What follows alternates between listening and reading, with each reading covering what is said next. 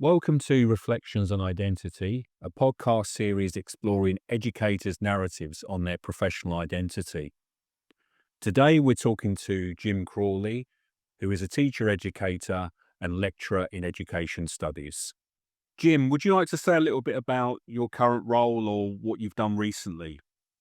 Yeah, I've retired from most of the sort of teaching and organising activities, but I still do writing, various bits of writing, and the most recent bits are a new book on the further education sector, understanding it, appreciating it, and trying to help it do better, I suppose. I've got another one just coming out, which is a chapter on data analysis in a book on getting your EdD, which I was absolutely delighted to be asked to do, and it's in its second edition. So I've got bits and pieces of writing that I do, um, but other than that, I'm sort of generally retired. Thanks, Jim. So you might be thinking back to some of the previous roles that you've had here because you've had a few different roles. Wondering how your roles and maybe your writing have influenced your identity as an educator. I think when the first what I would describe as kind of real um, job that I was really sort of into and engaged after university was a short job creation scheme working with unemployed teenagers. This was back in 1976, and actually we used video amazingly to work with them because the person running the project happened to do that. I'd been doing a little bit with youth centres, and that you could really see how education and training could help young teenagers. And then from that, I moved on to longer courses helping unemployed teenagers. But from that, then got a job in an FE college as what was called an adult education organizer. And really, I think up until I started um, in that college, maybe doing some study about my profession rather than just kind of getting on and doing it, I think I've described my professional identity as kind of walking along beside me, and sometimes I kind of noticed it was there, but it was basically about getting on with a really interesting range of jobs and tasks and working with people, getting on with those and doing them as well as you could. Actually, those that many years ago, quite often without anything like as many challenges and barriers as there are now. So I think to start with, professional identity, you wanted to do the best possible job you could, and enjoy it and get on with the people you work with and the people you work for. So you felt you were being professional, but it was only probably when I started studying a bit more, doing a master's and things, that the notion of professional activity, um, something more than that, models that you could learn about and use and even develop yourself. So I think as my career kind of progressed, professional identity became more a sort of conscious part of it. Um, and by the end of it was a significant part of it, but with balance, checks and balances in the how much you actually are consciously aiming for it, using it and developing it. Um, those were there because, you can get a bit over-absorbed with models of professional identity and forget you're actually supposed to be doing stuff for people. Mm. So it sounds like early on, you're probably too busy to think about it much. There was definitely strong element of that, um, but then all the way through, I was probably too busy to think about it much, because that's one of the characteristics of being an educator, isn't it? You're far too busy all the time, and thank goodness it's such a nice job, otherwise you get to hate it. Yeah. And so obviously your studies were the thing that had a big influence on that. Do you see the two things as being distinctly different? Do you see role and identity as being distinctly different? Um, no, I think both your personal identity is always, for me, it's always been sort of central to what I do. If I can't kind of be myself in my job, and kind of appreciate the elements of myself that seem to be helpful for the job, then I don't think I could do it. and with the studying, I think what it kind of does is it gives you more kind of contextualized aspects of the work that you're doing. But I think probably the more studied and studious version of professionalism, it does go into the background most of the time, but you are definitely developing the way you do things according to what you've learned from studying that. How much influence would you say that other people have had on your professional identity? Yeah. Sort of, there's a number of things I think that really make a difference to your professional identity, and research is definitely one of those. Um, but collaboration, that's absolutely crucial. In the job I was working in, the last one I was working in at the university, there weren't many in my team. Post-compulsory education at Basketball University was a team of one basically, which was me.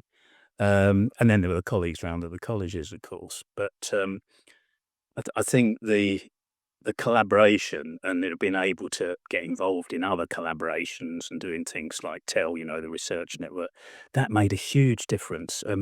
Because otherwise, you are what post-compulsory teacher educators are often called, which is invisible educators, and that helps you at least be visible with your colleagues. It may or may not make you much more visible to anybody else outside in the corridors of power and all that. But I think that really, really makes a difference to being able to collaborate and network with others, even if it's only you and one other person.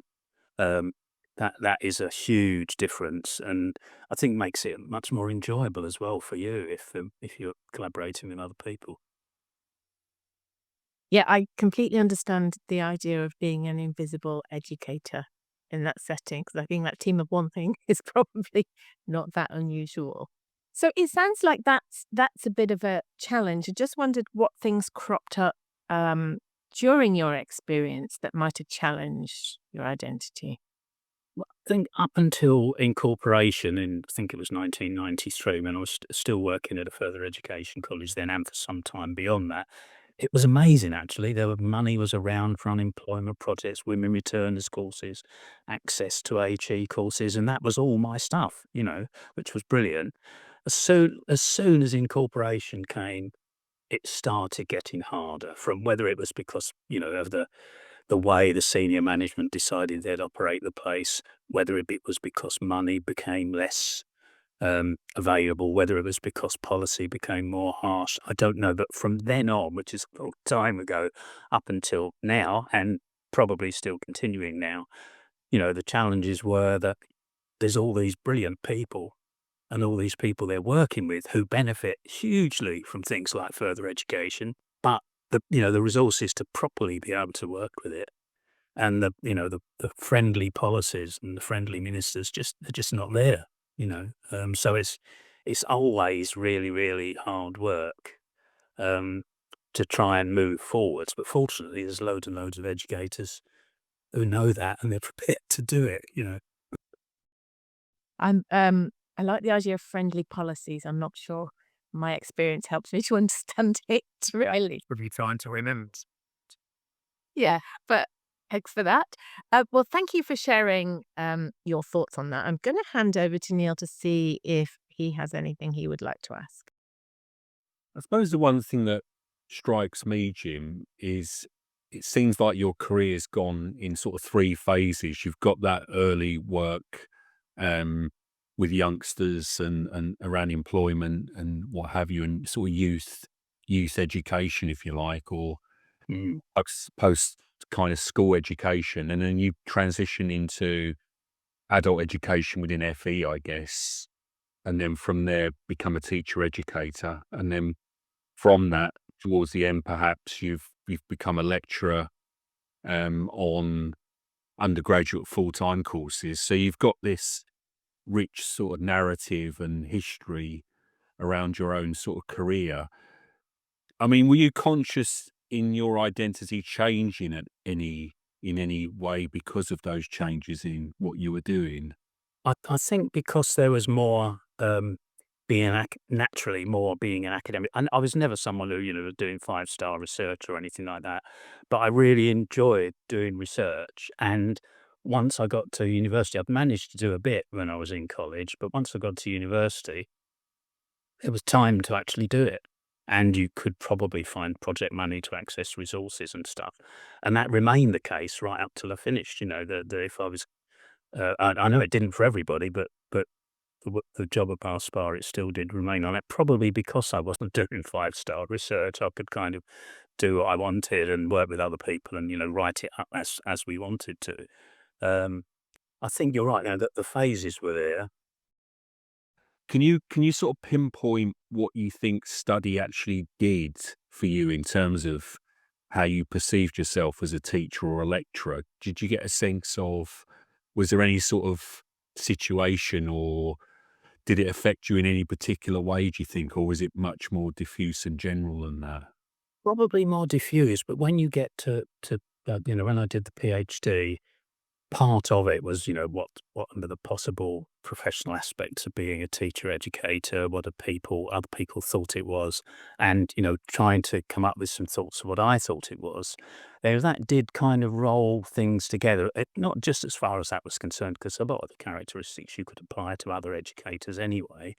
Um, but I think that did really focus much more clearly some of the things that I kind of was, but didn't realize I was, and realizing that and being able to put it into a model and understand that model and apply that model and try and um, get that model out to other people as well. That definitely does make a difference. But overall, even though I'm really pleased that I've done that sort of stuff, really pleased that I've got publications and things, but by far the best bits of the job were the other bits. Not because I don't like study. I'm quite good at studying, but I suppose it's because it's more of a sort of solo thing, isn't it? It's the solo thing. It's great when you've done it. Yeah. But the other stuff, where you're working with other people, and even if you go to a TEL meeting and you all come away thinking, "Oh, I might give that a try." That's the great stuff. That's the professional identity stuff, which seems to be the most important to me. No, that's super, Jim. I mean, thanks so much for your time and giving us that sort of rich overview of, I suppose it's pretty much a 50-year career, isn't it? I suppose if Yes, you it is, could blimey. look at it in Because I suppose I am still going, kind of.